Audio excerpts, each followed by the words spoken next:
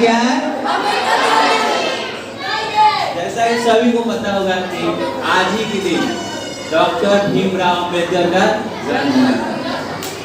उनका जन्म एक दलित परिवार में हुआ था और उनका जीवन बहुत ही कठिनाइयों का सामना करने के साथ गुजरा हुआ। उस समय दलित परिवार में जन्म लेना एक अपराध की तरह था, क्योंकि समाज में दलित परिवार के लोगों के साथ बहुत ही बुरा बर्ताव किया जाता था। उनका जीवन शुरू से लेकर बचपना बहुत ही कठिनाइयों के साथ गुजरा।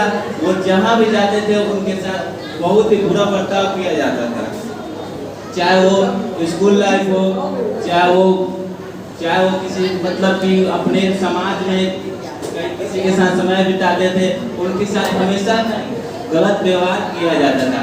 लेकिन फिर भी उन्होंने अपने आप को कभी भी नहीं खोया, और यही सबसे अच्छी बात है। क्योंकि अगर कोई भी इंसान किसी को कितना भी नीचा क्यों ना दिखाए, लेकिन अपने आप को हमेशा एक अटल मानकर रहना चाहिए कि हम जो भी है वो सही है। मेरा कोई इसमें दोष नहीं है कि मैं दलित परिवार में जन्म लिया हूँ या उच्च परिवार में लिया। बस अपने आप को यह मानना चाहिए मैं जिस परिवार में जन्म लिया हूँ वो मेरे लिए मेरा किस्मत है या भाग्यशाली है। उनका जन्म कब हुआ? 14 अप्रैल 1891 को जन्म हुआ। जब वो स्कूल में जाते थे तो उनके साथ शिक्षक भी बहुत ही गलत व्यवहार करते थे। शिक्षक यहाँ तक कि उनको क्लास नहीं करते थे, उनको क्लास में बाहर कर दिया करते थे।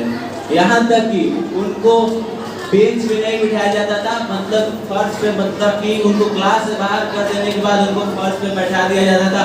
और साथ ही साथ उनको शिक्षा ना देने की शिक्षक पूरी कोशिश करते थे कि एक दलित परिवार का बच्चा इसको शिक्षा ना दिया जाए। लेकिन फिर भी वो शिक्षा पाने के लिए वो क्लास के बाहर बैठ जाते थे और शिक्षक द्वारा कही गई बातों को अच्छे से सुनते थे। लेकिन फिर भी शिक्षक उनका मजाक उड़ाते थे कि ये बाहर से क्या ग्रहण कर सकता है। तो भीमराव अम्बेडकर ने बहुत ही प्यार से बोले थे शिक्षा प्राप्त करना ये जरूरी नहीं है कि हम क्लास में बैठे। शिक्षा को हम प्राप्त कहीं से भी कर सकते हैं, चाहे वो फर्श पे बैठ के करें या चाहे बेंच पे बैठ के करें। मेरे लिए ये मायना नहीं रखता है कि हम बेंच पे बैठ के शिक्षा को अच्छे से ग्रहण कर सकते हैं। अगर शिक्षा ग्रहण करने की अगर किसी के अंदर जुनून है तो वो कहीं पे भी शिक्षा को ग्रहण कर सकता है।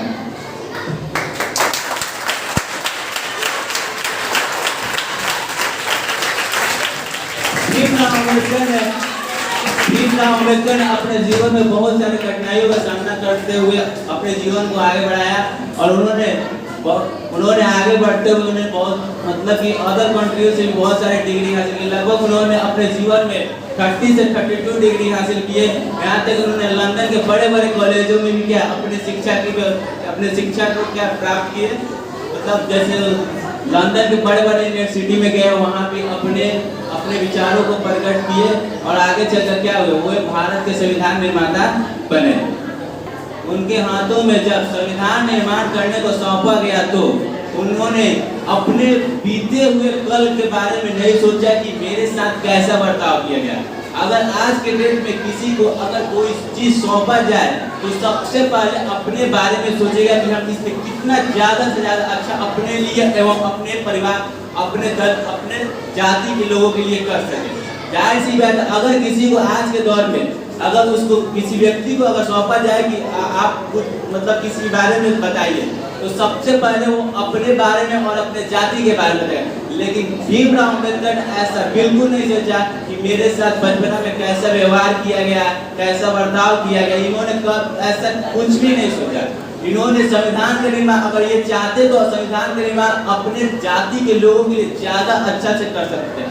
लेकिन इन्होंने सभी लोगों के लिए एक बराबर संविधान का निर्माण किया और सभी लोगों के लिए एक नियम एवं कानून बनाया। और आगे चलकर क्या हुआ, इनका जीवन बहुत ही सफल रहा। इसी तरह आप लोग भी अपने जीवन में एक संकल्प लीजिए, चाहे आप जैसा भी कठिनाई आ जाए, लेकिन अपने संकल्प पर अड़े रहें।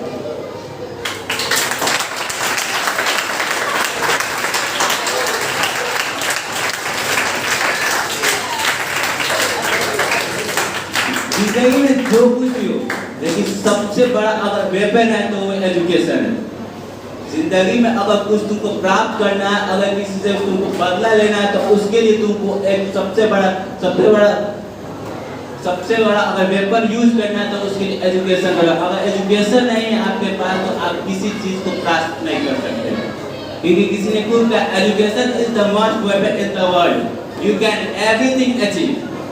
अगर आपके पास शिक्षा है, शिक्षा का हथियार है, तो आप किसी को भी प्राप्त कर सकते हैं।